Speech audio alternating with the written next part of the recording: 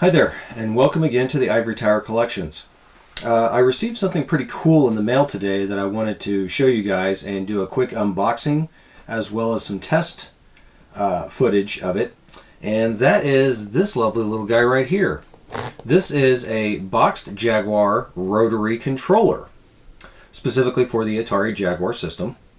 Now officially, rotary controllers were not made by Atari, but there was one game in particular released back in the day that did support it, and there's a couple of homebrews as well that support rotary controller functions.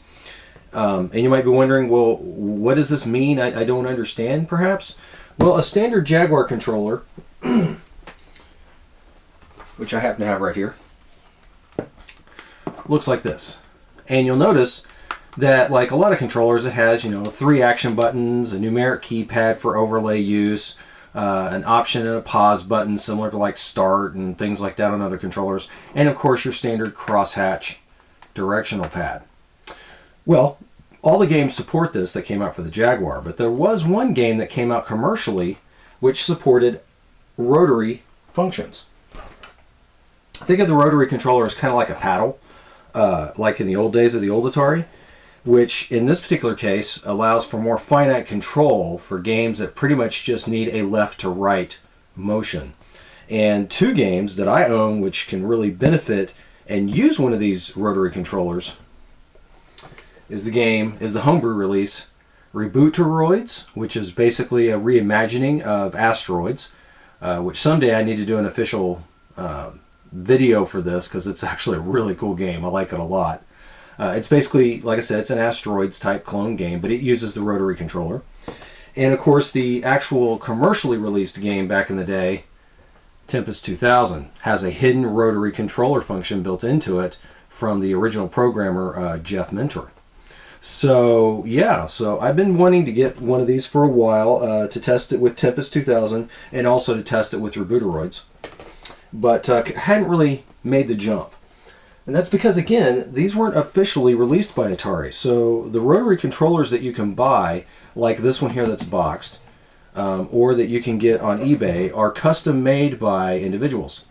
And again, they do that by removing the crosshatch directional pad on a standard Jaguar controller and replacing it with a knob and encoder assembly for rotary control.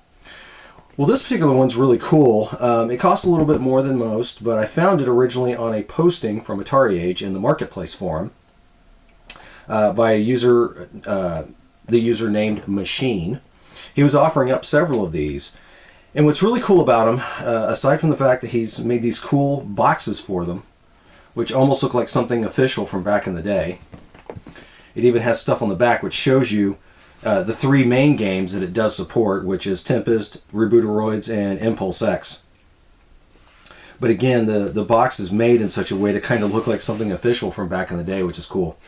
But the controller itself is also very nice. So yeah, let's take a look inside and see what we have.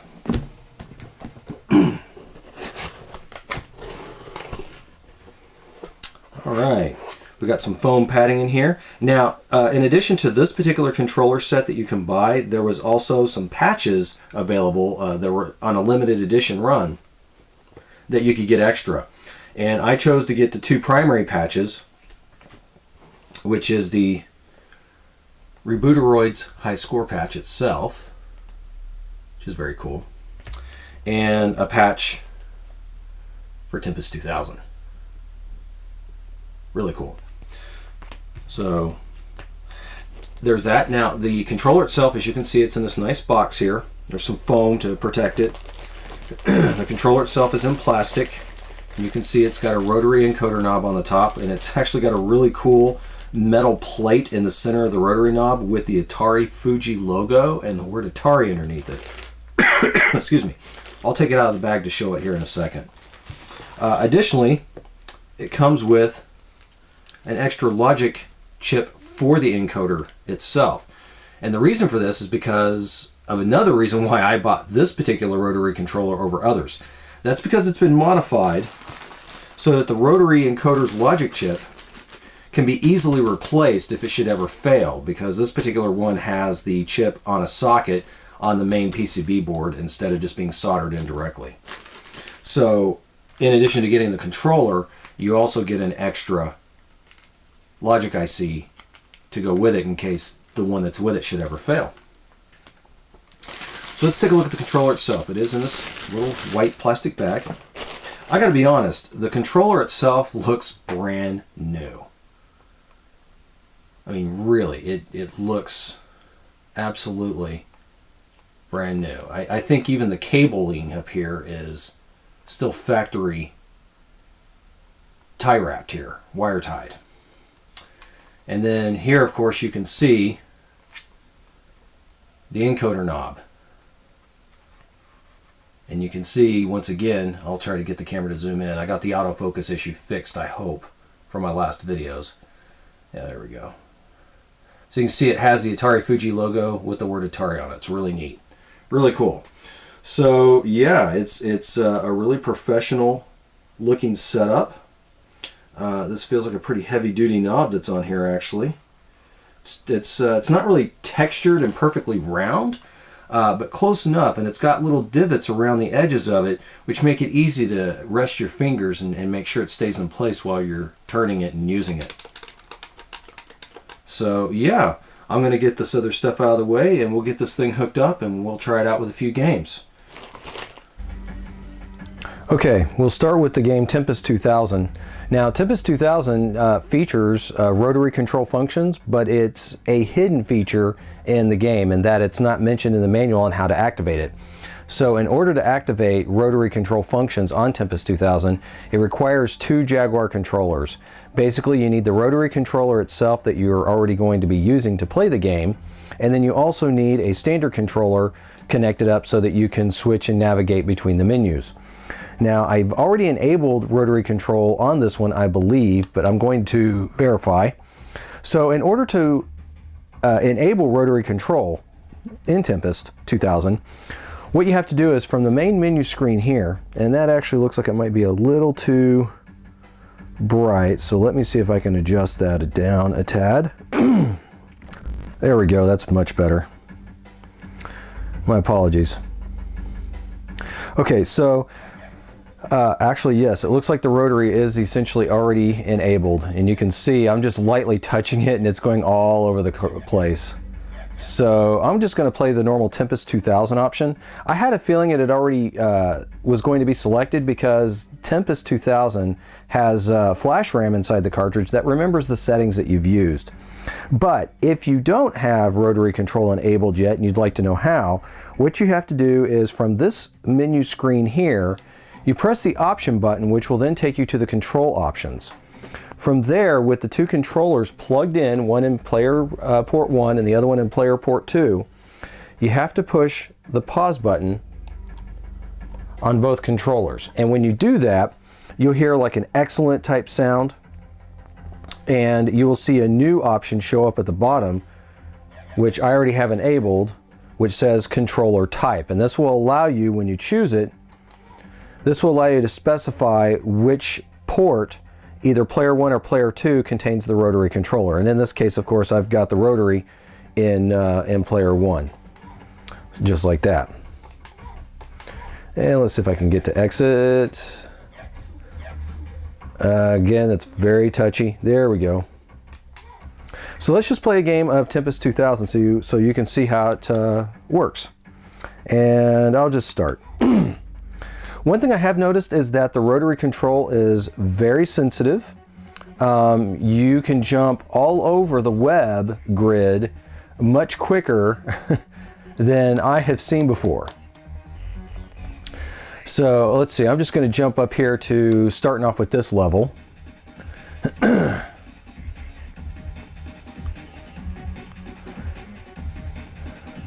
And you can see that with the rotary control, I can just jump all over this thing pretty quick.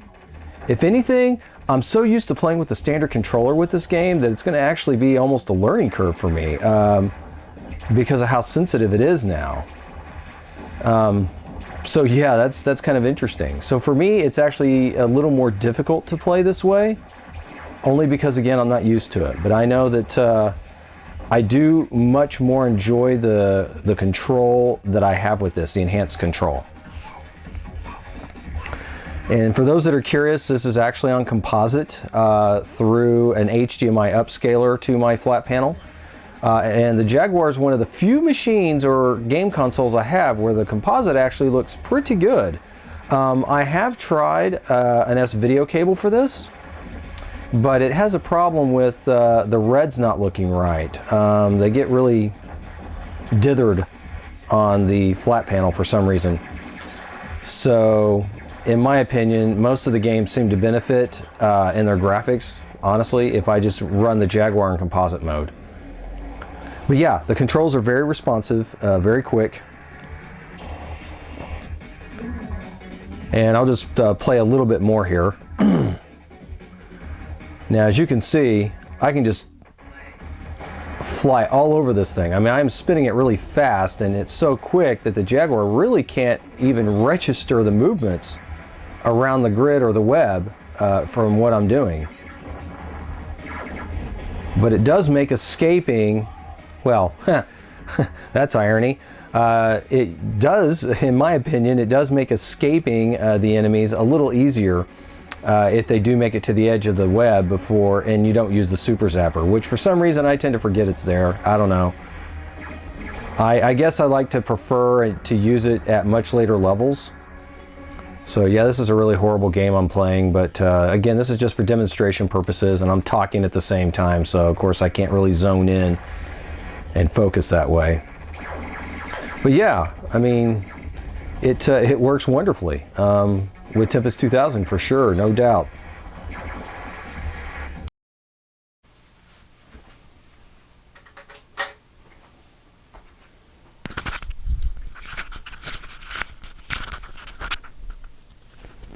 Now the cool thing about the game RebooteRoids is that it seems to automatically detect the presence of the rotary controller, because I noticed that I didn't even have to tell it I was using a rotary controller when going to play this game. See how the menus automatically scrolled around? It's because of where the rotary controller was currently sitting.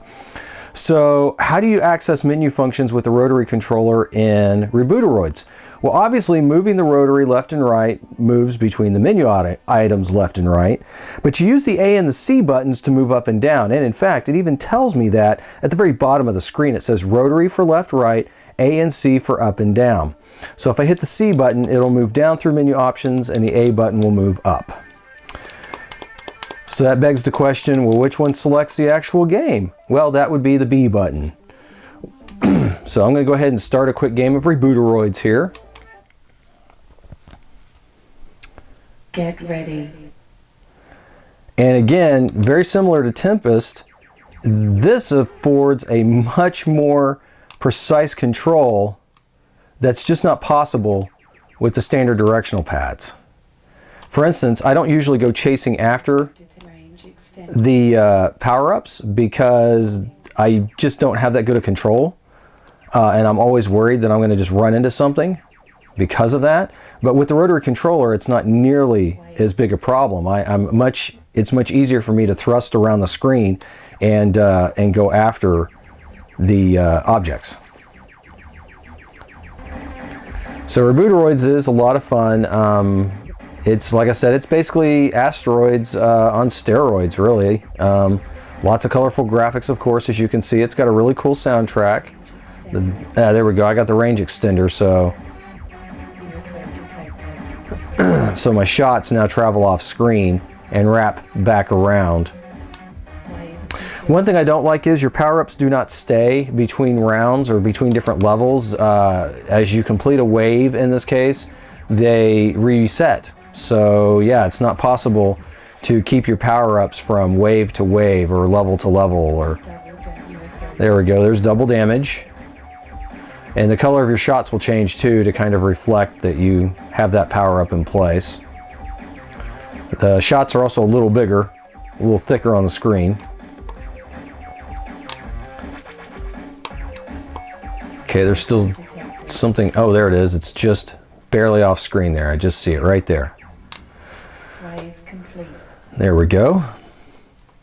Not one of my best games on this, but similar to Tempest, I mean, I can just move around very quickly with the rotary controller in place. So The rotary is definitely, I would say, the preferred way to play RebooteRoids as opposed to using the standard directional control pad. Bonus wave approaching. Now here's another bonus wave. Let's see if I don't mess this one up.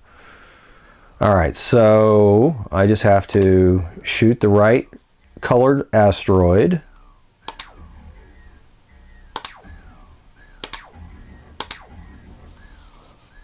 And I'll wait until they come back across.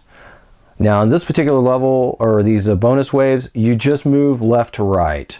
You don't move up and down or in every direction like you do in the normal game. Oh, see? It gets much more difficult on the bonus rounds. If you're able to successfully complete a bonus round by shooting all the rocks in the right order. Hyperspace. There, that hyperspace did not help me there, and I am dead. Anyway, back to the bonus rounds. If you can complete a bonus round successfully, you are awarded an extra ship or an extra man, as it were. So, yeah. Let's see. I think I'll... there we go. I need to put...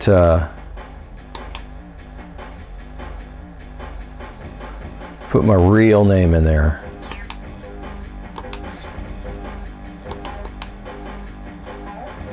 And again, I'm just using the rotary controller to move these letters left and right.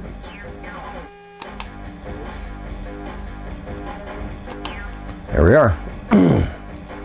So, that is the rotary controller that I bought for the Atari Jaguar.